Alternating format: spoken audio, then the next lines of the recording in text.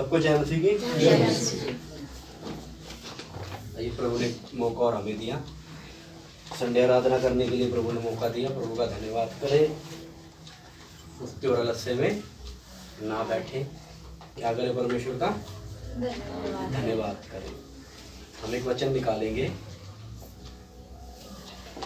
नीति वचन में से एक वचन निकालेंगे। 24 का हम 30 से पढ़ेंगे।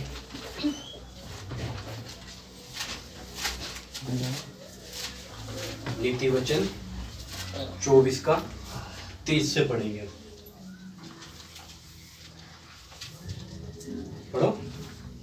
मैं आलसी के खेत के पास से और निर्बुद्धि मनुष्य की दाख की बारी के पास से होकर जाता था। मैं आलसी के खेत के पास से और निर्बुद्धि मनुष्य की दाख की बारी के पास से होकर जाता था। आगे तो क्या देखा कि वहाँ सब वही कटीले पेड़ पर भर गए हैं। आप लोग बैठो, मैं पढ़ता। मैं आलसी के खेत के पास से और निर्बुद्धि मनुष्य की दाख की बारी के पास से होकर जाता था, तो क्या देखा कि वहां सब कहीं कटीले पेड़ भर गए हैं और वह बिच्छू पौधों से ढक गई है और उसके पत्थर का बाड़ा गिर गया है। तब मैंने देखा और उस पर ध्यान पूर्वक विचार किया। हाँ, मैंने देखकर शिक्षा प्राप्त की। आइए हम प्रार्थना करेंगे। हालेलुया। सर्वशक्तिमान पिता परमेश्वर पिता, तेरा धन्यवाद करते मेरे महान परमेश्वर पिता, तेरा धन्यवाद करते इस वचन के लिए प्रभु। हालेलुया। इन बातों के लिए प्रभु जो हमें ज्ञान और प्रकाश से भर देती है प्रभु, उन बातों को समझने के लिए मेरे महान परमेश्वर पिता आप हमारी सहायता और मदद कीजिए पिता। एक एक की बुद्धि और समझ को खोल दीजिए पिता। जितने तुझसे प्रेम करते मेरे महान परमेश्वर पिता, उन पर अपनी प्रकाश का आत्मा को प्रकाशन को चमका मेरे महान परमेश्वर पिता। प्रभु सहायता और मदद कर मेरे महान परमेश्वर पिता, ताकि तेरे वचन को खाकर आत्मा में बलवंत हो सके प्रभु, तेरे वचन को सीख सके मेरे महान परमेश्वर पिता। तो सहायता और मदद कर प्रभु। जो भी अंधकार की शक्ति यहाँ कार्य कर रही है, हालेलुया, समझने के लिए रुकावट डालती है प्रभु, उस अंधकार की शक्ति को प्रभु यीशु मसीह के नाम से मैं दूर करता हूँ। इस वातावरण को छोड़कर दूर हो जाए और एक एक के हृदय को खुल जाए प्रभु यीशु मसीह के नाम में, वह स्वतंत्र हो जाए प्रभु। आप सहायता और मदद करें। धन्यवाद करता हूँ यीशु मसीह के नाम से इस प्रार्थना को मांगता हूँ, आमीन। सबको जय मसीह की। क्या वचन पढ़ा हमने? मैं आलसी के खेत के पास से और निर्बुद्धि मनुष्य की दाख की बारी के पास से होकर जाता था। ये प्रभु का दास जो एक बहुत बड़ा क्या हुआ, राजा भी हुआ। इसका नाम सुलेमान था। इसका नाम क्या था? सुलेमान।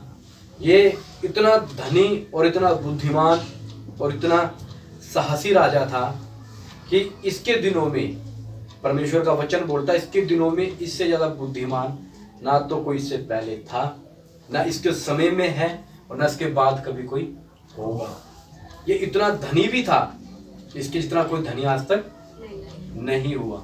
ये सुलेमान राजा, ये जिसने इस नीति वचन को लिखा, वो क्या बात बोलता है? मैं आलसी के खेत के पास से और निर्बुद्धि मनुष्य की दाख की बारी के पास से होकर जाता था। ये क्या बात बोलता है? मैं आलसी के खेत से, एक खेत था, उस खेत को देखकर, जो खेत की जो दशा थी, उस खेत की दशा को देखकर, उस खेत की हालत को देखकर, उस खेत की क्या बात उसको बोलते हैं, उसकी सूरत को देखकर इस राजा ने ये अनुमान लगा लिया कि जो इस खेत का स्वामी, इस खेत में जो काम करने वाला है, वो क्या है? एक आलसी है। क्या है वो? आलसी। क्योंकि खेत की हालत को देखकर क्या पता लगती है? उसकी पहचान होती है। जिसका मालिक है बोलता है, मैं आलसी के खेत के पास से और निर्बुद्धि मनुष्य की दाख की बारी के पास से होकर जाता था, तो क्या देखा कि वहां सब कहीं कटीले पेड़ भर गए हैं। खेत के अंदर क्या होना चाहिए? अनाज या किसी भी प्रकार का कोई खाने का पदार्थ होना चाहिए, मगर उसमें क्या भर गए? सब कहीं कटीले पेड़ भर गए और वहां बिच्छू पौधों से ढक गई। क्या हो गई? बिच्छू पौधों से ढक गई। समझे इस बात को? क्या हो गई? बिच्छू पौधे से ढक गई। और लिखा है और उसके पत्थर का बाड़ा गिर गया। जो उसने चारों तरफ बाड़ा बांधा था कि मेरे खेत में जानवर ना घुसे, मेरे खेत में कोई ऐसा जानवर ना घुसे ताकि मेरी फसल को कोई बर्बाद ना करे, वो बाड़ा भी जो आजकल हम देखते तार बांध के रखते हैं, कई जगह लोग आज करंट के तार लगाते हैं, कई जगह कुछ कुछ प्रोग्राम लगाते ताकि जानवर उनकी फसल को खराब ना करे। उन दिनों में इन्होंने पत्थर का बाड़ा बांधा हुआ था चारों तरफ ताकि जानवर उसमें ना घुसे। इसने देखा और उसके पत्थर का बाड़ा गिर गया है। तब मैंने देखा और उस पर ध्यानपूर्वक विचार किया, उस खेत की दशा को देखा, उसकी बिगड़ी हुई हालत को देखा, उसके बिगड़ी हुई सारी बातों को देखा। और देखने के बाद क्या देखा इस व्यक्ति ने? बताओ क्या देखा? उसकी बिगड़ी हुई हालत को देखकर क्या देखा? इसने क्या समझा ये? आलसी कि इसने क्या बोला? तब मैंने देखा और उस पर ध्यानपूर्वक विचार किया। इसने सारी चीज का जायजा लेकर, सारी चीज को समझकर इसने जायजा ले लिया, ध्यानपूर्वक विचार किया। हाँ, मैंने देखकर शिक्षा प्राप्त की, मैंने देखकर शिक्षा प्राप्त की। अब उस उजड़े हुए खेत को जो ऊंट कटारों से, कटीली झाड़ियों से, बिच्छू पौधों से ढक गई, बाड़ा गिर गया है, और इन सबको देखकर इसको क्या मिली? शिक्षा प्राप्त हुई। शिक्षा प्राप्त हुई। किससे प्राप्त हुई? उस मनुष्य को देखकर। मनुष्य तो है ही नहीं यहाँ। खेत की हालत उस खेत की हालात को देखकर इस व्यक्ति को शिक्षा प्राप्त हो गई। ना तो उसने कोई किताब पढ़ी, ना तो उसने कोई सुसमाचार सुना। उस खेत को देखकर इसको क्या हुई? शिक्षा प्राप्त हो गई, इसको बुद्धि आ गई। क्या आ गई इसको? बुद्धि आ गई। बुद्धि आ गई। एक चीज को देखकर बुद्धि कैसे आ गई? एक खेत को देखकर समझ कैसे आ गई? एक खेत को देखकर इसके दिमाग में वो चीज जो शायद किसी और को ना दिखी हो, इसको कैसे दिख गई? बताओ। ये इतना समझदार व्यक्ति, इतना बुद्धिमान व्यक्ति ये समझ गया, ये जो खेत है जिसके अंदर जो फसल होनी चाहिए वो फसल नहीं है, जिसके अंदर अन्न या उपज होनी चाहिए वो उपज नहीं है, जिसके अंदर बाड़ा ठीक होना चाहिए वो टूटा हुआ है, जिसके अंदर पेड़ पौधे होने नहीं चाहिए वो पेड़ पौधे उगे हुए इसके अंदर जो जंगली है। तो वो समझ गया कि इसका जो मालिक है, इसमें काम करने वाला जो है, इसका जो रखवाला है, इसका जो भी इसका मालिकाना हक रखता है, वो क्या है? आलसी है। तो क्या है? आलसी। ये किस प्रकार का आलसी है? जिसने अपने खेत में जो उसको खाना खिलाती है, भोजन खिलाती है, उसको जंगली दरख्तों से, जंगली पेड़ों से, बिच्छू पौधों से ढक दिया। इसकी बाड़ें टूट गई मगर इसने उस पर कोई ध्यान नहीं किया। नीचे क्या लिखा है? हाँ, मैंने देखकर शिक्षा प्राप्त की, मैंने देखकर शिक्षा प्राप्त की। फिर नीचे लिखा है छोटी सी नींद, छोटी सी नींद, एक और झपकी, थोड़ी देर हाथ पर हाथ रख के और लेटे रहना। कहता है उस जब शिक्षा को प्राप्त कर कर, उस बात को प्राप्त कर कर, उस समझ को ध्यान में रखते हुए, उस सारी बातों को देखकर ध्यान रखते हुए उसने एक शिक्षा प्राप्त कर ली। और क्या उसके मन में एक विचार आया? छोटी सी नींद। ये जो आलस्य इस व्यक्ति के जीवन में है, जिसका ये खेत है, उस व्यक्ति के विषय में विचार करके सोचने लगा कि अगर ये हुआ तो हुआ कैसे, और ये इसके जीवन में ये खेत, इसके जीवन में जो इसका खेत है ये कि घटा तो घटा कैसे। इसने इस बात को क्या समझा? छोटी सी नींद, एक और झपकी। झपकी समझते हो? कई लोग क्या होता है, छोटी सी कहता है 10 मिनट में झपकी मार दूं, दोपहर में मारते हैं। हाँ, क्या करते? 2 घंटे का टाइम कंपलसरी है सोना दोपहर का। छोटी सी नींद एक और झपकी, छोटी सी नींद एक और झपकी। अब छोटी सी नींद कैसी होती है बताओ? छोटी सी नींद एक और झपकी। पहले का थोड़ी देर हाथ पर हाथ रख के और लेटे रहना, थोड़ी देर और सोना। जो होता नहीं है थोड़ा सा और सोना 5 मिनट, 2 मिनट में उठ जाऊंगा। अलार्म लगाया हुआ है, बज गया, उसको बंद किया। लगाया हम नहीं था और हम ही खुंदक में उसको बंद करते, बंद हो। क्यों बजा? थोड़ी देर और लेटे रहना, थोड़ी देर और सोते रहना, हाथ पर हाथ रख के थोड़ी देर, 2 मिनट और जब आँख खुलती है पता लगता है 1 घंटा निकल गया। फिर भगदड़ मचती है जीवन में। फिर क्या होता है? हर चीज भगदड़ हो रही है। जो घर के अंदर क्या होता है, क्या हो रही है? देर हो रही है। फिर बाथरूम के अंदर भी आधा नहाया आधा नहीं नहाया, पुरुष इधर मारी इधर की दांत छोड़ी दिए, जल्दबाजी बंदा भाग रहा है। फिर क्या होता है? खाया या नहीं खाया। मैंने कई लोगों को देखा हकीकत में, बैग हाथ में, ब्रेड मुंह में, रोड पे भागे जा रहे हैं, कहीं बस ना निकल जाए, क्या उनकी टैक्सी ना निकल जाए, खाते खाते भाग रहे हैं। मैंने कई बच्चों को देखा स्कूल में, छोटे बच्चों को मम्मी पापा खाना खिलाते ले जा रहे हैं स्कूल में, ताकि बस ना निकल जाए, लेट ना हो जाए, स्कूल का गेट ना बंद हो जाए। थोड़ी देर हाथ पे हाथ रखे और लेटे रहना, आनंद आता है। तब ये राजा इस बात को सोच के बोलता है, थोड़ी देर हाथ पर हाथ रख के और लेटे रहना। लिखा है, तब तेरा कंगालपन डाकू के समान और तेरी घटी हथियार बंद मनुष्य के समान आ पड़ेगी। जब तेरा क्या होगा? कंगालपन क्या पड़ेगा? डाकू के समान। डाकू जब आते हैं ना, किस प्रकार से आते? फिल्मों में देखा है ना, डाकू आ गए।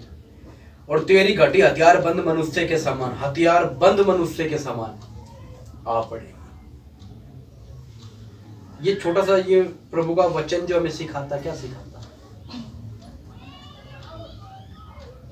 सीखा इसमें? एक मुख्य पदार्थ जो क्या बोलते हैं, एक मुख्य जो किरदार है, वो क्या सिखाता हमें?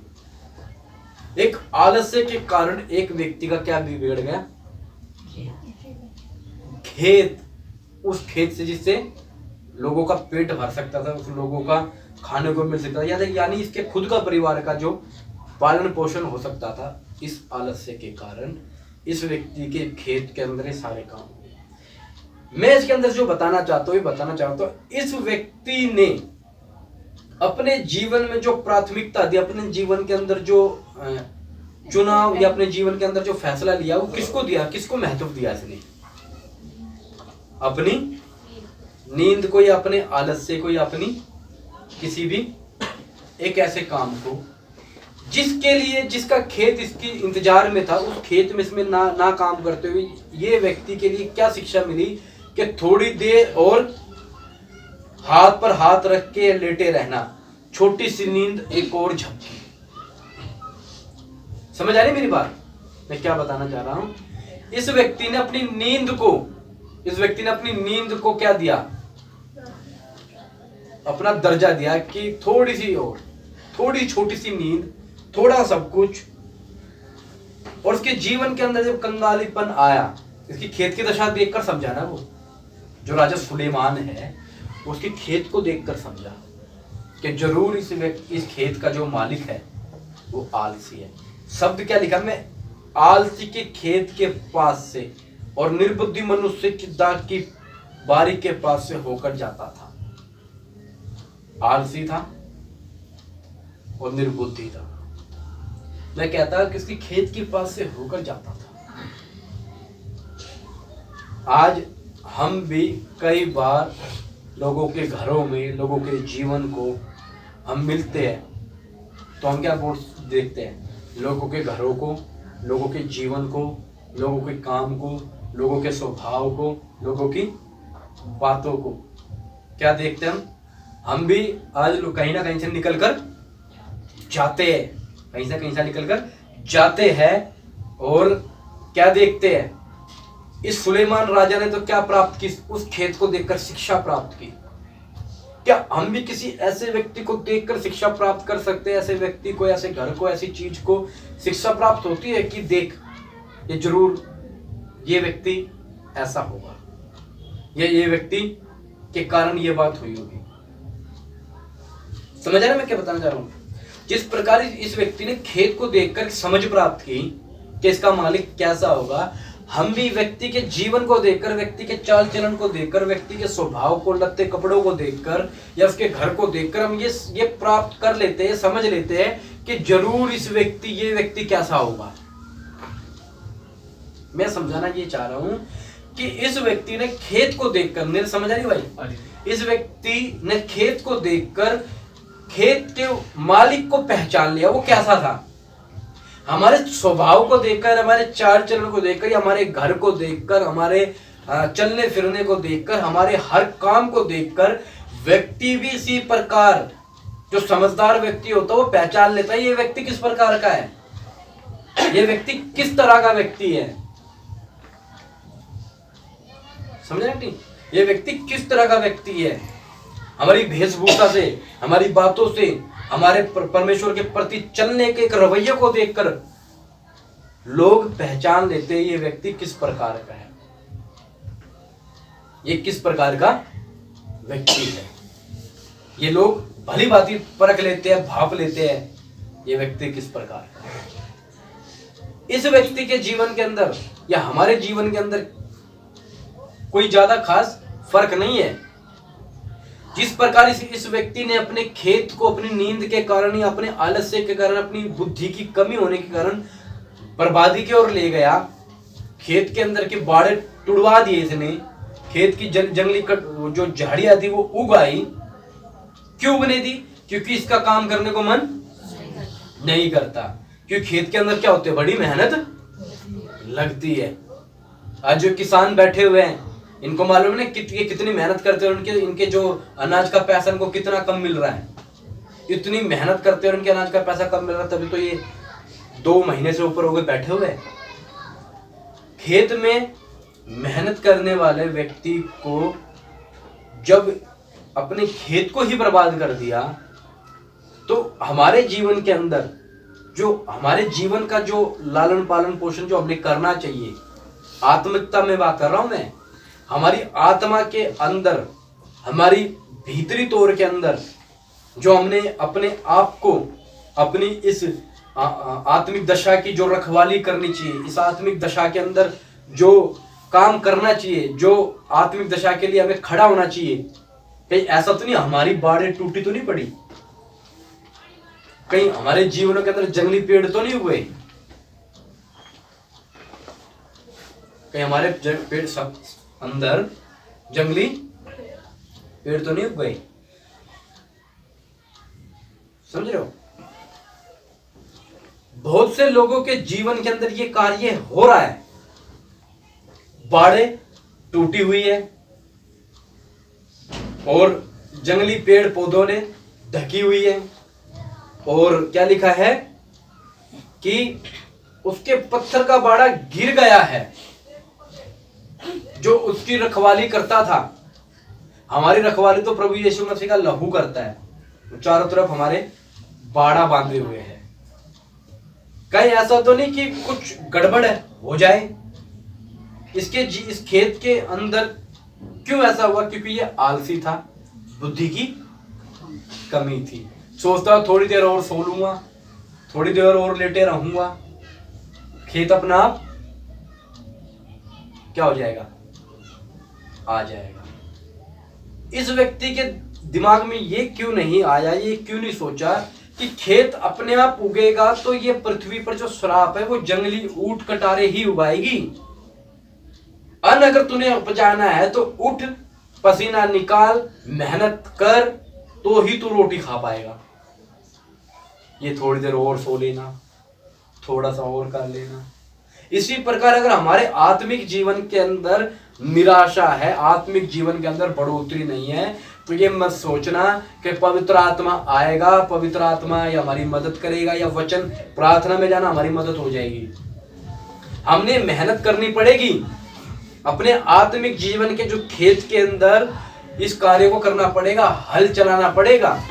प्रभु यीशु मसीह बोलता है, यदि कोई हल पर हाथ रखकर पीछे की ओर देखता है, वो मेरे योग्य नहीं, मेरे राज्य के योग्य नहीं है। इस उदाहरण से, इस दृष्टांत से या इस घटना से हमें एक ही बात सीखने में आती है कि हमारे जीवन के अंदर अगर इस प्रकार के बिच्छू पौधों से ढकी हुई बातें हैं या बाड़ा टूटा हुआ है, तो उसका कारण क्या है? हम और हमारा अपने आप का स्वार्थ। हमें अपनी बुरी आदतों के खिलाफ खड़े होना है, हमें अपनी बुरी आदतों के विरोध में लड़ना है। हम किसी बाहर के व्यक्ति का विरोध करें ना करें बात की बात है, हमें अपने आप का विरोध करना है गलत बात के लिए कि नहीं, ये काम मैं नहीं करूंगा। हमें अपनी बुरी बातों के लिए क्या करना है? अपने आप के स्वभाव के लिए हमें खड़े हो जाना है, उसके विरोध में खड़े हो जाना जो बुरा स्वभाव है। इस व्यक्ति ने अपने जीवन के अंदर जो प्राथमिकता दी वो सोने को दे दी, अपने आलसी मन को दे दी, और जो जैसा उसने चाहा वैसा किया। फिर डाकू के समान इसका कंगालपन इस पर आ जाएगा और हथियार बंद के समान इसकी घटी इस पर आ पड़ेगी। फिर टुकड़ों का मोहताज हो जाएगा। फिर ये कहेगा, मेरी कोई मदद कर दो, मुझे कोई खाने को दे दो, मुझे कोई खाने को दे दो। क्यों? इसी नीति वचन के अंदर एक लिखा है कि हे आलसी, चींटियों से सीखो। लिखा है, हे आलसी, चींटियों से सीखो। क्यों? वैसे वो कैसे धूप काल में अपने खाने को, अपने भोजन को बटोरती है चींटियां। वो धूप काल में कैसे अपने भोजन को बटोरती है। उनके ना तो कोई राजा होता है, ना उनकी कोई क्या होती है, कोई ऐसी होती है, फिर भी वो लाइन में चलती है, अपना भोजन बटोरती है, और ठंड आने से पहले इकट्ठा करके अपने बिल में। उन्हें मालूम है वो ठंड आएगी, फिर खाना बटोर नहीं पाएंगे। ये आयत लिखी हुई है ना, ये मैं बताता हूँ, एक मिनट।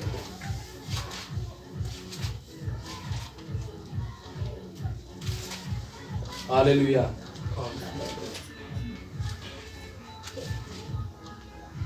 ये पढ़ो 6:6 नीति वचन, मैं पढ़ता हूं 6:6। हे आलसी, देखो बात को समझना, मैं शरीर के तौर पर और आत्मा के तौर पर बात बता रहा हूं। जिस प्रकार एक व्यक्ति शरीर के अंदर अपने आलस्य होने के कारण बर्बाद हो जाता है, उसी प्रकार अगर आत्मा में हम चुस्त ना हुए, आत्मा में हम आलसी रहे, तो हमारा जीवन बर्बाद हो जाएगा। हमारा प्रार्थना में आना, वचन पढ़ना, मीटिंग अटेंड करना, हालेलुया के नारे लगाना, सब व्यर्थ हो जाएगा। यदि हम आत्मा में चुस्त ना है, आत्मा के अंदर हम कामकाजी ना बने, आत्मा के लिए हमने मेहनत नहीं की, तो हमारा सारा आना, सारा बैठना बर्बाद हो जाएगा। इसीलिए परमेश्वर का वचन बोलता है, हे आलसी, चींटियों के पास जा। देखो ये वही राजा है, ये वही राजा है। ये खुद पहले खेत के पास गया, इसने खेत को देखा और समझ गया इसका मालिक क्या है, आलसी। अब ये किसको बोलता है? अगर इसका हम पीछे से पढ़ेंगे तो ये उन व्यक्तियों को बोलता है, सिखाने के लिए कुछ शिक्षा देता, कहता है, हे आलसी, चींटियों के पास जा। हे आलसी, चींटियों के पास जा और उनके काम पर ध्यान दे। अब हमारे पास इतना कहां समय एकदम चींटियों को देखे। नींद ही हमारी पूरी नहीं होती, हमारा टेलीविजन ही बंद नहीं होता, तो हम चींटियों को कहां देखेंगे? क्या लिखा? हे आलसी, चींटियों के पास जा और उनके काम पर ध्यान दे और बुद्धिमान हो। चींटी के काम को देखकर बुद्धिमान होना, ये बात तो समझ से बाहर है। चींटी को देखकर, उसको देखकर तो पहले तो हम उसके, वो खुद इतनी छोटी सी है, हम उसके काम को क्या देखेंगे? क्या काम कर रही है, वो काम क्या कर रही है, उसको क्या देखेंगे? वचन बोलता है उसके काम पर ध्यान दे और बुद्धिमान हो। उसके ना तो कोई न्यायी होता, मतलब उसका ना तो कोई राजा होता है जो उनको हुक्म दे, भाई तुम ये काम करो, तुम वो काम करो, ऐसे करो, यहाँ नहीं वहां करो, वो चीज वहां रखो, ये डब्बा उठा के उधर फेंक दो, उसको उठा के इधर ले आओ। क्या लिखा है, उनके ना तो कोई न्यायी होता है, ना प्रधान, और ना प्रभुता करने वाला। ना तो उनमें कोई लीडर होता है, ना तो उनमें कोई प्रभुता करने वाला होता है, उनका कोई मालिक होता है कि इन पे प्रभुता करेगा कि तुमने ऐसा काम कराना है, और ना कोई न्यायी होता है उनके ऊपर कि उनकी हर बात का कोई फैसला करे, ना वो सही गलत बताए कि तुमने इधर जाना और इधर से इधर जाना, उधर मत जाना। उनमें इस बात के लिए कोई नहीं होता। तो भी वे अपना आहार, भोजन, आहार धूप काल में संचय करती है, संचय करती है। सब क्या कर लेती है, इकट्ठा कर लेती है, संचय कर लेती है, और कटनी के समय अपनी भोजन वस्तुएं बटोरती है। कटनी के समय अपनी भोजन वस्तु बटोर लेती है। हे आलसी, तू कब तक सोता रहेगा? समझना बात को। जब उसने खेत को देखा तब नीचे फिर नींद की बात आई। इसने चींटी को बोला, चींटी को जाके देख, फिर वो बात आई, हे आलसी, तू कब तक सोता रहेगा? तेरी नींद कब टूटेगी? कुछ और सो लेना, थोड़ी सी नींद, एक और झपकी, थोड़ा और छाती पर हाथ रखे लेटे रहना, वही बात। तब तेरा कंगालपन राह के लुटेरे के समान और तेरी घटी हथियार बंद के समान आ पड़ेगी। प्रभु खेत से सिखा रहा है, प्रभु चींटियों से सिखा रहा है। सिखा क्या रहा प्रभु? क्या सिखा रहा परमेश्वर का वचन, ये बताओ। मतलब प्रभु क्या, किस चीज से बचाना चाह रहा हमें हैं? आलस्य से बचाना, तो ठीक है, किस चीज से बचाना चाह रहा प्रभु बताओ। सोचो, मैं क्या बता रहा हूँ, अपने दिन से हैं? अपने आने वाले दिन से, अपने आने वाले दिन से नहीं, इस यहीं पे अभी आत्मिक में जाएगी। अभी यहीं पे किस चीज से प्रभु बचाना चाह रहा है? हमारी जो घटी होती है, प्रभु बताना चाह रहा है, जो उस राह गिरे लुटेरों के समान जो कंगालपन तुझ पर आ जाएगा ना, जो हथियार बंद के समान तेरी घटी तुझ पर आ पड़ेगी, मैं उससे बचाना चाह रहा हूँ। फिर तेरे पास कोई समय, तेरे पास कोई मौका नहीं होगा, मैं उससे बचाना चाह रहा हूँ। इसलिए हे आलसी, अपनी नींद को तोड़। क्या कर? अपनी नींद को तोड़। आपको इसमें देखो एक बात क्या लिखी है कि हे आलसी, चींटियों के पास चला जा, मत जा, उनके काम पर ध्यान दे और बुद्धिमान हो। प्रभु ये हमें समझाना चाह रहा है कि भाइयों बहनों की इस बात को समझ लो कि जब ये चींटी इतनी समझदार है कि ठंड आने से पहले अपना खाना सब कुछ बटोर कर रख लेती है, तो तुम ये जानते हो कि वो समय, प्रभु का आना वो निकट है, वो सब बातें हमारे पास है। इन सब घटनाओं को तो हम देख रहे हैं, इन सारी बातों को के देख रहे हैं। खेत उजाड़ है, वो समझ गया ये व्यक्ति आलसी है, ये सब कुछ होते हुए हम देख रहे हैं, हमें समझ आ रहा है सब कुछ क्या हो रहा है। तो प्रभु का वचन बोल रहा है, हे आलसियों, हमारी नींद कब टूटेगी? हम कब तक इस भ्रम में पड़े रहेंगे कि हाँ कुछ नहीं होगा, प्रभु हमें लेकर चला जाएगा, हाँ ऐसे ही चलता जाएगा तो प्रभु खुश रहेगा, ऐसे ही होता रहेगा तो प्रभु धन्य हो जाएगा हमारी बातों को सुन सुन के। तब एकदम हमारे ऊपर ये सारी विपत्ति जब आ पड़ेगी तो हमारा ऊपर कोई फायदा नहीं होगा। हम डाकू के लुटेरे के समान एकदम ही क्या होगा, हमारी हालत खराब हो जाएगी। अब ये बात हमने सीखी और समझी कि एक व्यक्ति के आलस्य के कारण, एक व्यक्ति की नींद के कारण, एक व्यक्ति की नींद के कारण, आलस्य के कारण ये बातें उसके जीवन में हुई कि अगर उसके जीवन में क्या होगा, वो कंगाल हो जाएगा। अब एक व्यक्ति को इसी से समझना, एक व्यक्ति को क्या समझते हैं देखना, फिलिपी निकालना, फिलिपी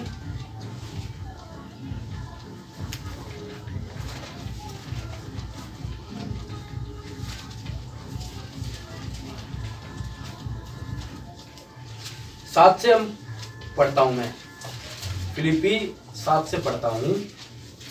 अब ये व्यक्ति है 3 का 7, फिलिपी 3 अध्याय का 7 पद।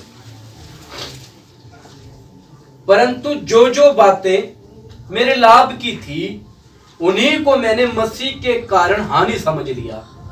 ये प्रभु का दास क्या बोलता है, परंतु जो जो बातें मेरे लाभ की थी उन्हीं को मैंने मसीह के कारण हानि समझ लिया। मेरा सोना, मेरा आलसीपन, मेरा व्यर्थ की बातें, मेरा पैसा, मेरा धन, मेरी चीजें, जो कुछ भी थी, जो इसको लगा कि ये चीजें मुझे कंगाल कर सकती है, ये चीजें मुझे फंसा सकती है, ये चीजें मेरे अपने आप को मुझे क्या कर सकती है, लुभा सकती है, उन सब चीजों को मसीही के कारण हानि समझ लिया।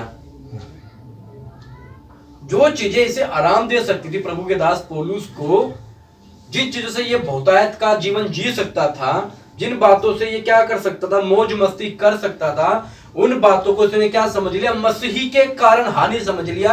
अगर मसीह ना होता तो ये बातें उसके लाभ की है, अगर मसीह ना हो तो ये बातें उसके लाभ की है। जब जहां मसीही जीवन में आ जाता है तो बहुत सी बातें जो लाभ की होती है हमारे लिए, वो हमें हानि नजर आने लग जाती है। हकीकत में वो बातें हमें हानि नजर आने लग जाती है एक मसीह के कारण। नहीं तो धन किसको अच्छा नहीं लगता, धन किसको अच्छा नहीं लगता, क्या होती है सारी, मगर मसीह में आने के कारण क्या पता लगता, धन सब बुराइयों की जड़ है। बंगला, ये सब कुछ पूरी पृथ्वी का जो रंग मजा किसको अच्छा नहीं लगता, मगर मसीह में आने का पता लगता हम यहाँ मुसाफिर है। सोना, वो पहनने वाला सोना नहीं, सोना, नींद किसको अच्छा नहीं लगता, मगर परमेश्वर का वचन कहता है, हे आलसी, जा चींटी के पास जा, उसको देख के सीख। चींटी जिसमें ना तो आत्मा है, जिस अगर लड़ने पे आए तो हम उसको मसल दे, जब वो भी समझदार है, उससे प्रभु जिसके अंदर हमें आत्मा दी है, हम मनुष्य में जो आत्मा, प्रभु क्या वचन क्या बोलता है, हे आलसी जा, उस चींटी से जाके सीख ले, चींटी से जाकर क्या कर ले, सीख ले। पौलुस प्रभु का वचन क्या बोलता है, परंतु जो जो बातें मेरे लाभ की थी उन्हीं को मैंने मसीह के कारण हानि समझ लिया है, वरन मैं अपने प्रभु मसीह यीशु की पहचान की उत्तमता के कारण, देखो क्या शब्द है, वरन में अपने प्रभु मसीह यीशु की पहचान की उत्तमता के कारण, पहचान की उत्तमता के कारण, क्वालिटी के कारण, सॉलिड चीज है, मैं उस पहचान की उत्तमता के कारण, उत्तमता के कारण सब बातों को हानि समझता हूं। सब बातों को, किन बातों को, सब बातों को ये हानि समझता हूं, जिसके कारण मैंने सब वस्तुओं की हानि उठाई और उन्हें कूड़ा समझता हूं, जिससे मैं मसीह को प्राप्त करूं। मतलब ये उस व्यापारी की बात हो गई, उस व्यापारी की बात होगी जो अच्छे मोतियों की खोज में था, अच्छे मोती खोज में था।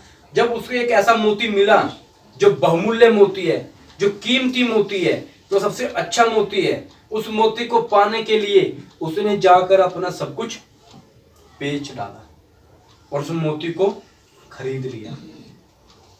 समझ रहे हो? जब मैं बता रहा था ना, जब किसी व्यक्ति को ये पहचान हो जाती है ना कि मसीह है क्या चीज, वो है किस लिए, वो आया किस लिए, और एक व्यक्ति को जब वो दर्शन नजर आने लग जाता पवित्र आत्मा में होकर, वो समझ आने लग जाती है वो बातें कि यहाँ का जो जीवन है, यहाँ की जो बातें हैं, जिनके पीछे हम चल रहे हैं, जिनके पीछे हमारा रोजमर्रा की जिंदगी का क्या है, जीना उठना मरना जो हम जी रहे हैं, जिस इस दुनिया में रहते हुए जो काम हमें करने पड़ रहे हैं, उन बातों के अलावा जो फालतू की बातें जो हमारे जीवन में हमारे पीछे लग गई है, उन बातों के विषय में वचन क्या बोलता है। जो फालतू की बातें, जो जरूरत की चीजें नहीं है, जो जरूरत की चीज से बाहर है, या परमेश्वर के वचन उन चीजों को अनुमति नहीं देता, उन पीछे के जब हम अपना जीवन को व्यर्थ लगाते हैं, तो परमेश्वर का वचन क्या बोलता है कि जब तक तुम्हें वो चीज समझ नहीं आएगी, जब तक तुम्हें ये बातें व्यर्थ और कूड़ा नहीं लगेगी। समझ रहे हो? ये फोन है, ये फोन है, ये फोन मुझे बहुत अच्छा लगता है। ये फोन मुझे बहुत अच्छा लगता है। जब तक इस फोन के सामने इससे भी अच्छी क्वालिटी का फोन ना आए और मेरे सामने ये चुनाव रख दिया जाए, ये वाला फोन लेना है या ये वाला मोबाइल लेना है, तो मुझे अगर पहचान है, मुझ में बुद्धि है, तो मैं कहूंगा भाई ये वाला लो। फिर ये मुझे क्या लगने लगेगा? कूड़ा लगने लगेगा। ये मुझे क्या लगने लगेगा? कूड़ा, क्योंकि इससे अच्छा मुझे मिल गया। इसकी उसकी चीज, उसकी उत्तमता, उसकी क्वालिटी मुझे समझ आ गई, इसलिए मुझे अब ये क्या करने लगेगा? ये मुझे कूड़ा दिखने लगेगा, व्यर्थ की बात लगने लगेगा। इसको हटाओ जल्द से जल्द, जल्द से जल्द इसको हटाओ। इसी प्रकार जब तक हम मसीह में उसकी उत्तमता को, उसकी बात को जब तक हम पहचान नहीं लेंगे, उसकी बात को जब तक हम समझ नहीं लेंगे, जब तक वो उत्तमता हमारी पहचान में नहीं आएगी, जब तक एक बार परमेश्वर की आवाज को सुन ना ले, जब तक ये संसार की चीजों के पीछे भागना हमारा, जो हमें अब तक क्या लगता अच्छा लगता है, हमें जब तक मसीह की पहचान में आगे बढ़ो, जब तक ये सब चीजें हमें कूड़ा ना लगने लगे। कूड़ा लगने का मतलब हमें व्यर्थ लगने लगे, हमें बस इतना लगने लगे कि हाँ। कई बार मालूम है, जिन कागजों को, जिन बेकार की चीजों को हम फेंक देते हैं, समझ लो, जिन चीजों को हम फेंक देते हैं, वो कई बार चीजें हमें काम आ जाती है, कुछ मिनट के लिए, कुछ समय के लिए।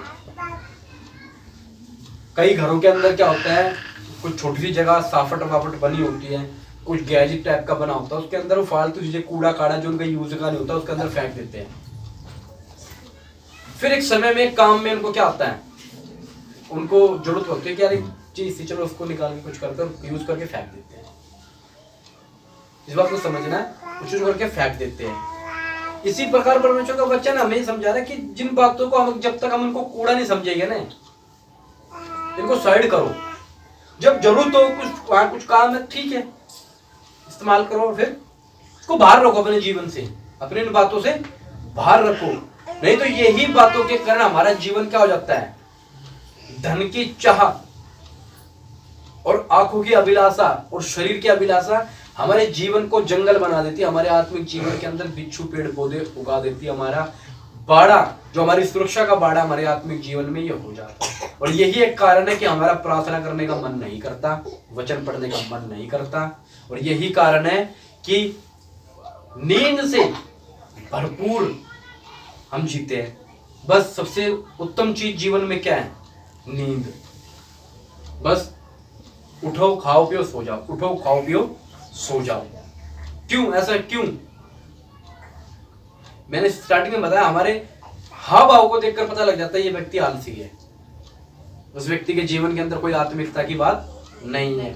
हम आत्मिकता, कई बार क्या होता है, हम आत्मिकता दिखाते हैं कलीसियाओं में, हम आत्मिकता दिखाते हैं चार मसीह भाइयों के सामने, हम आत्मिकता दिखाते हैं बड़े बड़े कन्वेंशन के अंदर, हम सिर्फ चर्च में और स्टेज पे और फील्ड में हम आत्मिक हैं, बाकी रोजमर्रा की जिंदगी में कोई आत्मिक नहीं है।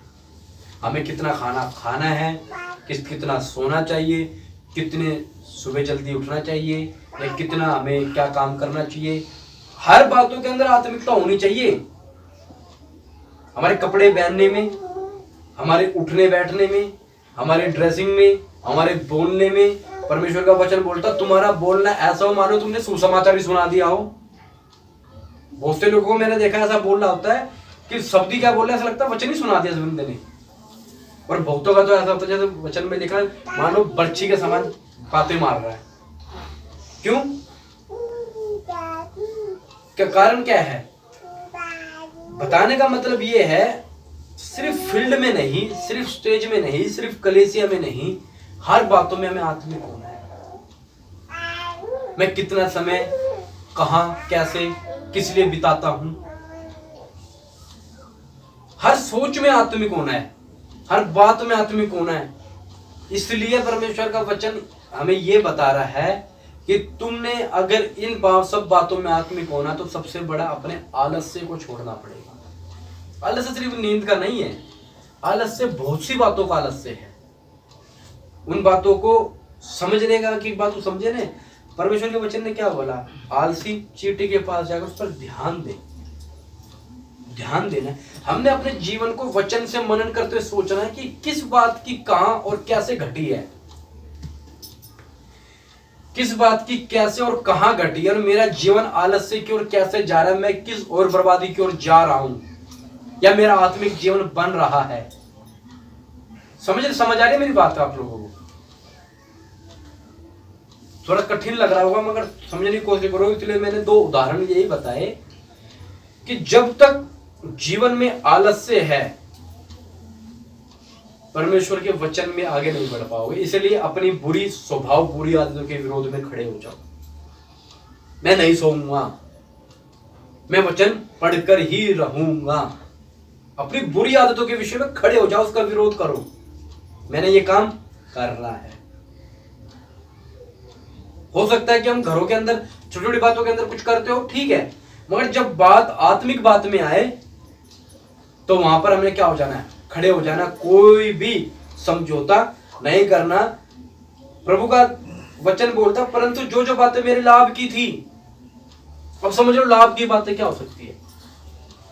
अगर आप सोच के देखो, मैं बाहर जाकर मजा ले सकता हूं, मेरे लाभ की बात है, मेरे को मजा आ रहा है। जब मसीह आ गया तो मुझे पता लगा ये समय मेरा व्यर्थ हो रहा है, तो मैंने क्या करना? उस बात से हट जाना है। मुझे अपना समय ज्यादा बर्बाद नहीं करना। कुछ और बातें जो मेरे लाभ की थी, कुछ भी, हमारे साथ बताओ क्या होता है? हकीकत बताता हूं। हम मसीह से प्रेम करते हैं, मसीह से प्यार करते हैं, वचन पढ़ते हैं, प्रार्थना करते हैं, संगति में भी आते हैं, हम बहुत प्यार करते हैं मसीह से। मगर घटना क्या हमारे साथ घटती है? मैं मसीह से प्रेम तो करता हूं, मगर चलूंगा अपनी मर्जी से। कितना ही वचन सीख लूं, कितना ही समझ लूं, मैं करूंगा वही जो मुझे अच्छा लगता है। मैं वही करूंगा जो मुझे अच्छा लगता है। मैं अपनी हानि कदाचित नहीं उठाऊंगा, मैं अपना घाटा कभी भी नहीं उठाऊंगा। वचन के अंदर लिखा है, क्या तुम पाप करते रहो कि तुम पे अनुग्रह हो? तो कदापि नहीं। क्या तुम परमेश्वर से प्रेम करते रहो ताकि अपनी आज्ञा मानते रहो? कदापि नहीं। हमारा क्या होता है? अपनी इच्छा को पूरी करते हैं। प्रेम जब जी भर के प्रभु से करते हैं, इतना प्रेम करते हैं प्रभु से, मगर इच्छा पूरी अपनी हम खुद करेंगे, चलेंगे अपनी मर्जी के अनुसार ही। इतना बताने के बाद भी अगर हम कुछ काम करें तो नहीं, अपना ही काम हमने क्या करना, पहले पूरा करना। इसलिए कहते अपने आप पर ध्यान तो दो। वचन लिखा ना इब्रानी में, या अपनी कुरिन्थियों में लिखा, कहीं लिखा है कि सोच तो अपने आप को जांच लो, परख लो, क्या विश्वास में हो या नहीं हो। 13 में लिखा है ना, अपने आप को जान लो, परख लो, विश्वास में हो कि नहीं हो। कि मैं प्रभु की बातें कर रहा हूं, दिन भर मैं प्रभु की बात कर रहा हूं, प्यार बहुत करता हूं प्रभु से, मगर चलता अपनी मर्जी के अनुसार हूं, तो ये धोखा है। ये बहुत बड़ा धोखा है, और उस धोखे से बचना है, इस धोखे से छुटकारा पाना है। कैसे छुटकारा मिलेगा? जब ये व्यक्ति जो खेत को देखा इसने, अगर जाकर उस व्यक्ति को बोले, भाई अब तेरे खेत को देखकर मुझे तेरी हालत पता लग गई, तो एक तरह का आलसी व्यक्ति है, तेरी बाढ़ टूटी पड़ी है, बिच्छू पौधों से तू ढकी हुई है, तेरा सब कुछ बेकार होया पड़ा, तो एक काम कर। अगर ये व्यक्ति उसी समय बात मानकर अपने खेत के अंदर काम करने लगे और उसको उजागर, उसको दोबारा उसको बढ़िया बना दे, तो ये एक व्यक्ति जाकर क्या बोलेगा? आप किसी के घर को जाकर देख लो, यदि किसी घर के अंदर जाकर आप घर की व्यवस्था को देखो तो पता लग जाता है, हाँ ये घर के अंदर व्यक्ति साफ सफाई बढ़िया तरीके से रहने वाले व्यक्ति। और किसी घर के अंदर देखो जंगल बना होता है, एक प्रभु के दास बता रहे थे कि किसी घर के अंदर तो ऐसा प्रोग्राम होता है कि इतने कपड़े पड़े होते हैं कि बंदा छुप जाए उसके अंदर जाके। इधर पड़े हैं, उधर पड़े हैं, इधर पड़े हैं, उधर पड़े हैं। हमें लगता होता है कि यार कर लेंगे, गलत थोड़ी नहीं है, कर तो लेंगे, अभी 1 घंटे बाद कर लेंगे। मगर परमेश्वर का वचन कि उस आलस्य को खत्म करना है कि अभी खाली बैठा भी करूंगा ना। हमारे साथ क्या होता है, एक बार घर में झाड़ू लगा दी, अब अगले दिन ही लगेगी, अब अगले दिन ही लगेगी। अरे घर अपना 4 बार मारो, लगाते रहो, चाहे लगाते रहो। मैं बीच में बैठा बैठा एक बार सोच रहा था कि समय को व्यर्थ मत जाने दो, समय को बेकार मत जाने दो, खाली बैठो ना कुछ काम कर लो। हम पता फंसते क्यों? वैसे में क्या वचन में क्या लिखा है, छोटी छोटी बात और समझे, लिखा है कि थोड़ी सी और देर सो लेना, हाथ पर हाथ रख के सो लेना, फिर तेरी कंगाली डाकों के समान तुझ पर आ जाएगी और हथियारबंद के समान तुझ पर तेरी घटिया पड़ेगी। हम क्या करते हैं, पूरे साल खाली रह गए। आस पड़ोसों को देखिएगा, दिवाली की सफाई चल रही है, हम भी चालू हो जाएंगे। फिर इतने कलाकार बनते 2 दिन के अंदर सब काम करने की सोच, तो सारा घर का सामान खिंडा उड़ा देंगे इधर से उधर और काम नहीं होता। अरे पूरे दिन साल खाली पड़े हो, रोज एक दरवाजा पेंट मार लो, रोज थोड़ा थोड़ी वो काम कर लो, रोज थोड़ा थोड़ा कुछ भी कर लो। जरूरी थोड़ी नहीं है कि एक ही दिन के अंदर काम करना। तो लिखा है कि थोड़ा सा और सो लेना, फिर एक ही दम आके फंस जाते हैं, फिर सारे काम हो जाते हैं। फिर उसी टाइम को एक आधा लुढ़क भी जाता है। सफेदी घर में ऐसी पड़ी है, पेंट सेंट, वहां जा रहे हैं किसी दूसरे घर के अंदर, वो घर का सामान ऐसे ही पड़ा, फिर शादी आ जाती है उन दिनों में। फिर क्या होता है, सामान भी पड़ा है, बच्चों के पेपर भी रह गए। अरे थोड़ा थोड़ा थोड़ा थोड़ा रोज करेंगे तो फंसेंगे नहीं, थोड़ा थोड़ा। इसलिए परमेश्वर का वचन एकदम ही आके फंस जाएंगे, सारे डाकों के समान आ जाएगी सारी बातें जीवन में। फिर उलझ जाते हैं, फिर करना क्या, फिर गलत फैसले ले लेते हैं, फिर करना क्या चाहते हैं वो नहीं कर पाते। फिर यही हमारे साथ आत्मिक जीवन में, अगर रोज थोड़ा थोड़ा थोड़ा थोड़ा हम क्या करें, वचन पढ़े, रोज थोड़ा थोड़ा प्रार्थना करें, चाहे 15 मिनट करें, चाहे 2 मिनट करें, थोड़ी थोड़ी करो, थोड़ी थोड़ी करो, ये थोड़ी थोड़ी हमारी प्रार्थना पहुंचती जाएगी। हम क्या सोचते हैं, महीने में 1 बार बैठते हैं, हालेलुया हालेलुया हालेलुया, बस नींद आ गई, चलो भाई सो जाओ, आमीन, धन्यवाद प्रभु का। ये बातें नहीं, चलो थोड़ा थोड़ा पढ़ो, रोजाना पढ़ो, थोड़ा थोड़ा वचन सीखो, थोड़ा सीख लो, समझ लो। एकदम ही हमसे सब काम करते हैं तो हमारे से नहीं हो सकता, एक काम हमसे नहीं हो सकता। इसलिए परमेश्वर का वचन हमें यही सिखाता है कि मैं पढ़ेंगे दोबारा उसी को 30 नीति वचन 24 का 30, मैं आलसी के खेत के पास से और निर्बुद्धि मनुष्य की दाख की बारी के पास से होकर जाता था।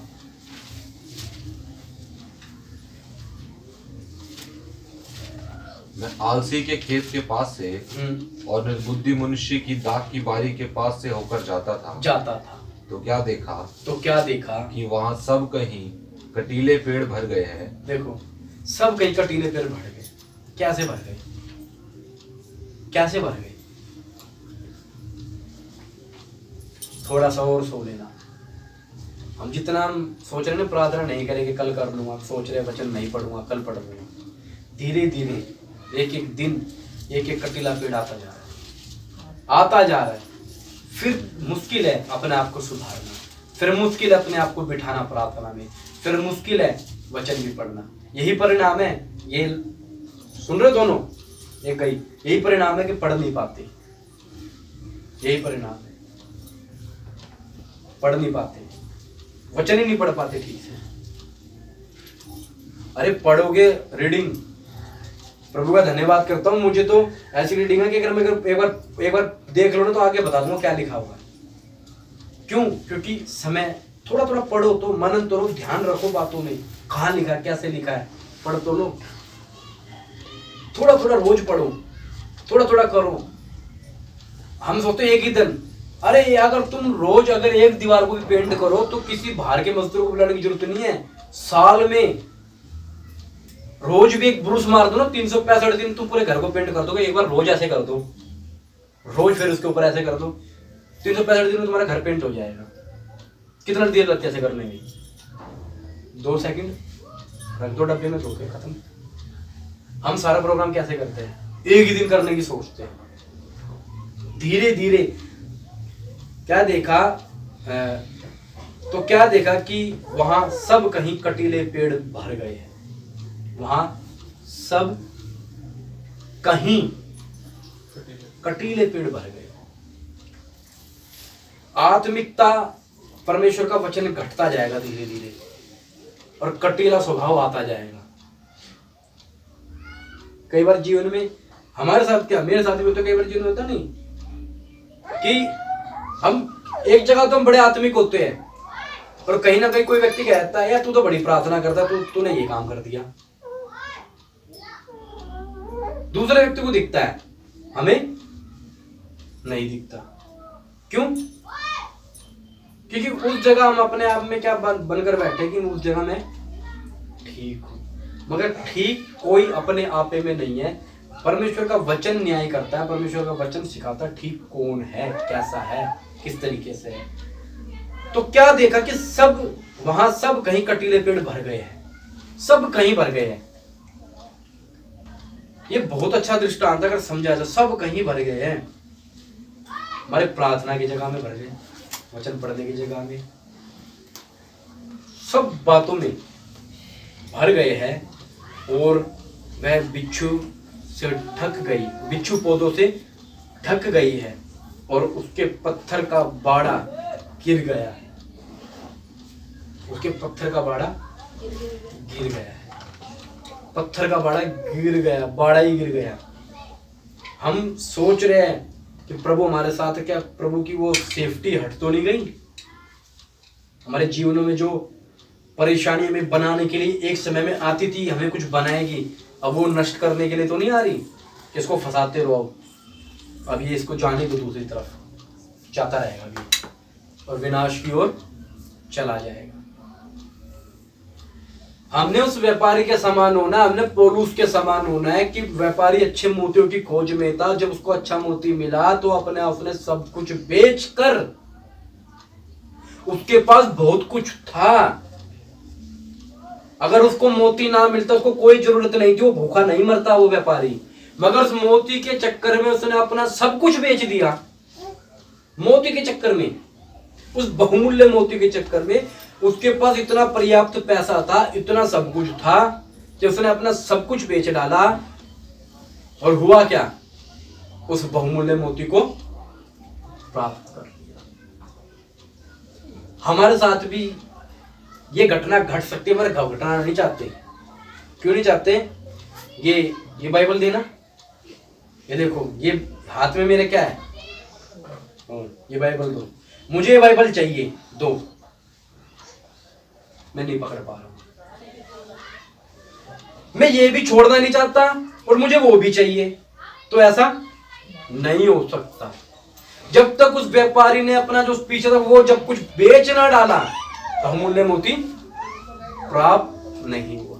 हमारे साथ ये, हमें संसार भी चाहिए, हमें स्वर्ग भी चाहिए, नहीं मिलेगा। या तो संसार छोड़ना पड़ेगा, या तो परमेश्वर के राज्य को छोड़ना पड़ेगा। दोनों चीजें एक साथ नहीं हो सकती। ये परमेश्वर का वचन हमें सिखा रहा है। पौलुस ने इसलिए बोला, जो बातें मेरे लाभ की थी उनको मैंने हानि समझ लिया, उस बहुमूल्य मोती के कारण मैंने सब कुछ बेच दिया। पौलुस कहता है, मेरे उस मसीह की उत्तमता के कारण मैंने सब कुछ छोड़ दिया, कूड़ा समझता हूं उन बातों को। तो अपने जीवन के अंदर जो भी हमारी बातें उनको सबको कूड़ा समझो, सोचो कि क्या होगा, कैसे होगा। अरे कोई सारी बातें, अगर विश्वास की बात है, सारी बातें विश्वास पर आधारित है। हम कहते हैं कि नहीं ठीक है, सो लेना, ठीक से ये कर लेना, विज्ञान ने बात बोली 8 घंटे सोना, 6 घंटे सोना, कुछ ऐसी कोई बात नहीं है। मसीह में अगर विश्वास में हम खड़े रहेंगे, 3 घंटे सो के बंदा पूरे दिन जगता है। सोने में कोई वो बात नहीं और जगने में भी कोई ऐसी बात नहीं। मसीह के कारण, मसीह कारण, क्योंकि मसीह यीशु ने मनुष्यत्व में होकर ये करके दिखाया। पूरी रात प्रार्थना करता, दिन भर सेवा करता था, तो नींद कहां गई? तो ये सोचने वाली बातें हैं। तो इसलिए अपने जीवन में से उन सारी बातों को जो हमें विनाश की ओर ले जा सकती है, हमें किसकी ओर, नरक कुंड की ओर ले जा सकते हैं, उन बातों से मुक्ति और छुटकारा पाना है। चाहे वो कोई भी बात हो, चाहे वो किसी प्रकार की बात हो, अपने आप को जांचना है कि ये बात मेरे फायदे की है, लाभ की है, घाटे की, किस चीज की, इसको छोड़कर मैंने एक दिन जाना है, उससे परे हटना है मेरे को इस बात से। जब इन बातों को हम समझने लगेंगे ना, तब हमारे जीवन में देखना एक असीम तरह की शांति, एक असीम तरह की सामर्थ्य, एक असीम तरह का अनुग्रह हमारे जीवन में बना रहेगा कि हम परमेश्वर के प्रति उस प्रेम में बने रहेंगे और हमारे जीवन के अंदर ये निराशा कभी नहीं आएगी। ये हकीकत बता रहा हूं मैं। और वो वाला काम तो करना मत कि मैं प्रभु से प्रेम करता हूं, मैं करूंगा अपनी मर्जी। ये बड़ी खतरनाक बात है, ये बहुत खतरनाक बात है। सुन लिया, समझ लिया, चलने की बात है तो अपनी मर्जी करनी है, अपना काम करना है, अपना स्वार्थ पहले, अपनी चीज पहले। ये बड़ी खतरनाक बात है, समझ रहे हो? बाइबल के अंदर ऐसे भी लोग हैं जिनसे हम देखकर सीखते, और बाइबल के अंदर ऐसे लोग हैं जिनके सीखते हुए भी सीखते हैं, जिनसे हमें क्या मिलती है, ताकत मिलती है उनके जीवनों को देखकर। तो हमने अपने मसीह भाइयों के लिए, उन विश्वासियों के लिए क्या करना है? एक प्रेरणा बननी है उनके लिए, एक क्या बोलते हैं उसको, इंस्पिरेशन का वो बनना है कि इनसे इंस्पायर हो सके, इनसे हम प्रेरित हो सके, इन लोगों से कि हाँ भाई देखो इस बंदे ने ये काम करके दिखाया, इन बंदे ने ये करके दिखाया। तो ये करके देखना, जीवन में सोच के देखना, क्या मैं मसीह से प्रेम करता हूँ और जो चाहता हूँ, मैं जो चाहता हूँ मैं वही करता हूँ या नहीं करता? सोच के देखना, ये बात हमारे जीवन में है। मैं जो चाहता हूं वही तो करता हूं, मैं जो चाहता हूं वही तो करता हूं। प्रभु तेरी मर्जी मेरे जीवन में कब पूरी होगी, कैसे होगी, ये मुझे बता। पहली बात तो हमारे पास इन बातों के लिए समय ही नहीं है कि हम प्रभु की इच्छा पूछने के लिए बैठे। हम गूगल पूछ लेते, गूगल यीशु मसीह की मर्जी क्या है, तो गूगल कहता क्षमा कीजिए मैं समझ नहीं पाई इस बात को, है ना? अरे प्रभु से हमें पूछना पड़ा, हमें, मैं हकीकत कह रहा हूं, हमें यही समझने की पवित्र आत्मा में बोलता है नहीं बोलता, अगुवाई है नहीं है, अगुवाई जीवन में है ही नहीं। इन छोटी छोटी बातों के अंदर हम फंसते जा रहे हैं, आलस्य का जीवन हमारा होता जा रहा है और हम सोचते हैं नहीं नहीं हो जाएगा, ठीक है ठीक है। हफ्ते की प्रार्थना तो हफ्ते की प्रार्थना कोई नहीं बचाएगी हमें, बचाएगा तो हमारा खुद का फैसला, खुद के बुरे स्वभाव के विरोध में लड़ने के लिए तैयार हो जाओ। पिछली बार ही बताया था, अपने आप को मारो कूटो, देखे वश में लियाओ, अपनी बुरी बात के विरोध में खड़े हो जाओ कि भाई तुझे ये काम नहीं करना, तुझे मसीह के वचन के अनुसार चलना, चाहे तुझे हानि उठानी पड़े उठा, प्रभु के वचन के अनुसार चल, तो जीवन का मुकुट पाएंगे हम, नहीं तो कुछ भी नहीं, सब बातें व्यर्थ की हो रहे हैं। फिर लोग देखेंगे, फिर तीसरा व्यक्ति कहेगा मैं एक व्यक्ति के खेत के पास से होकर जाता था, क्या देखता हूं, हर जगह कटीले ही कटीले पेड़ देखता हूं, बिच्छू पौधों को देखता हूं, बाड़े गिर गए। हमें भी लोग, आप लोगों को भी, मुझे भी, हम मसीह भाइयों के जीवन को दिख रहा है कि कैसा हो चुका है। किसके कारण? किसके कारण? अपनी मन मर्जी कारण। मैं क्यों बता रहा हूं? उसी की तो मर्जी है, वो कह रहा थोड़ी सी और देर सो लेगा, थोड़ी देर हाथ पे हाथ रख के। मैं प्रभु से प्रेम करता हूं मैं थोड़ा सोना चाहता हूं, मैं प्रभु से प्रेम करता हूं मगर थोड़ी देर, थोड़ी सी नींद, मैं प्रभु से प्रेम करता हूं छोटी सी झपकी कर लो, एक दिन कंगाली के समान। भाई ने जैसे बोला, एक दिन जब हम सुनेंगे तुर्री की आवाज, एक दिन कंगाली के समान आ पड़ेगा, डाकू के समान आ पड़ेगा। प्रभु ने बोला मैं चोर के ना आऊंगा, फिर फंस जाएगी, फिर फंस जाएगी। अपने आप को इतना क्या करो, शोर करो कि हम मसीह के साथ उठाए जाए। अपने आप की इतनी क्या करो, सेटिस्फेक्शन लिया अपने जीवन के अंदर कि हाँ प्रभु जब आएगा तसल्ली के साथ हम जाएंगे प्रभु में। ठीक है, कुछ इसमें कुछ सवाल? क्या सीखा इसमें, क्या विषय था?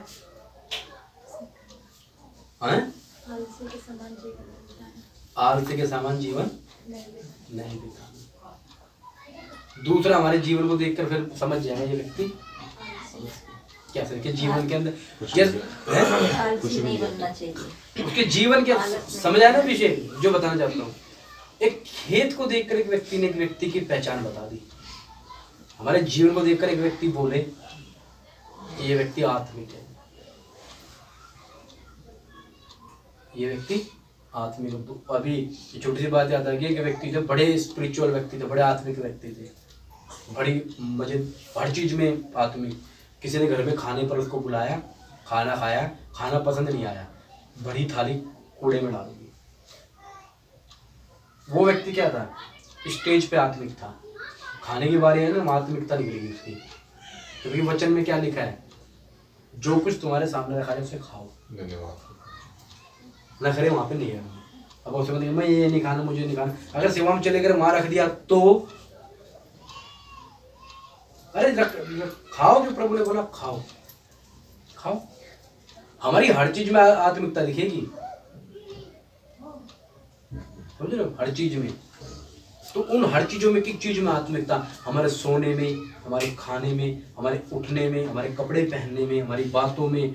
हम कहीं चले जाए वहां पर हमारी आत्मिकता अलग दिखाई देनी चाहिए। ये व्यक्ति अलग था, ये अलग किया हुआ व्यक्ति है। कई हफ्तों पहले बताया था ना कि तुम इन हटील और टैडी अन्य जाति लोगों से क्या रहो? बचे रहो। जब तुम्हें पता लगता है ना कि एक बंदा दारू पी के गाड़ी चला रहा है, टैडी मैडी इधर से उधर चला रहा है, तो समझदार व्यक्ति क्या होता है? इसको जाने दे पहले, आगे दूर हट जाता है। तो वह परमेश्वर का वचन बोलता, प्रेरितों में लिखा, अपने आप को हटील और टैडी जाति से बचा कर रखो, इनसे दूर रह करो, अपने बंदों से। क्या तू जा भाई, पहले तुमसे बच के रहो टैडी लोगों से। हर जगह आत्मिकता अपने आप को दिखाकर अलगदाई का जीवन जीना है, आलस से हटाना है शरीर में से। करके देखो, यही लड़ाई है, यही हकीकत है, यही अंतर्युद्ध है। शैतान भी जो प्रभाव डालेगा शरीर को पकड़ कर ही डालेगा, नींद को डालेगा पकड़कर, टेलीविजन के द्वारा डालेगा। ये आलस इन सब बातों से हटकर प्रभु निकालना चाहता है। एक संत का जीवन प्रभु देना चाहता है, संत का जीवन जिसको बोलते हैं सन्यासी। हम जो हकीकत में जो सब कुछ त्याग कर जो उत्तराखंड ऋषिकेश बैठे उनको तो हम कहते हैं कि तो बुद्धिबंद है, उनको तो हम कहते हैं बुद्धिबंद है, तो सब कुछ छोड़कर बैठे हैं और अपने आप को जो पूरी भरपूरता समझ ले रहे हैं। हम कहते हैं हम जाएंगे स्वर्ग। ऐसा नहीं हो सकता। वो सब कुछ छोड़कर बैठे हैं, उनके अंदर की जिज्ञासा खत्म हो चुकी है हर चीज की। अपने आप को भी ऐसा ही बनाना है। जैसे मछली समुद्र में रहती है, नमकीन पानी में रहती है, और जब वो बाहर निकालो, उसको काटो, तो जरा सा भी नमक उसमें नहीं पाया जाता। इसी प्रकार संसार में रहते हुए उनका जो एक क्या बोलते हैं कॉन्सेप्ट वो अलग है कि वो सोचते सब कुछ छोड़ के बाहर ही चले जाओ। मगर हमारा कॉन्सेप्ट है कि उनके बीच में रहते हुए अपने आप को टैड और हटी लोगों के बीच में हमें क्या बनना है? निर्दोष निष्कलंक बनना है। उस मैग्नेट के समान, उस चुंबक के समान बनना है। चुंबक देखा ना, लोग रोड पे लेके जाते हैं तो कुछ ना कुछ चिपक जाता है उस पर, मट्टी पट्टी पता नहीं क्या क्या चिपक जाते हैं उस पर। इस प्रकार का बनना है मैग्नेट कि कहीं भी ले जाओ किसी प्रकार की कोई बुरी अभिलाषा, गंदगी नहीं चिपकेगी। अपने अंदर की वो अभिलाषा का जो मैग्नेट के अंदर जो एक उसके अंदर का वो सिस्टम होता है ना, वही खत्म कर दो। लोहे की भी लगाओ, लोहे की भी ना चिपके मैग्नेट। ऐसा अपने आप को, क्या कुछ भी हो नहीं भाई तो नहीं। सीधे शब्दों के दो शब्द, नहीं तो नहीं। यूसुफ के समान में अपने परमेश्वर के प्रति पाप नहीं करूंगा तो नहीं करूंगा, मैं गलत काम करूंगा तो बिल्कुल भी नहीं करूंगा। ठीक है, सबको जय मसीह की। आइए हम प्रार्थना करेंगे। हालेलुया, धन्यवाद।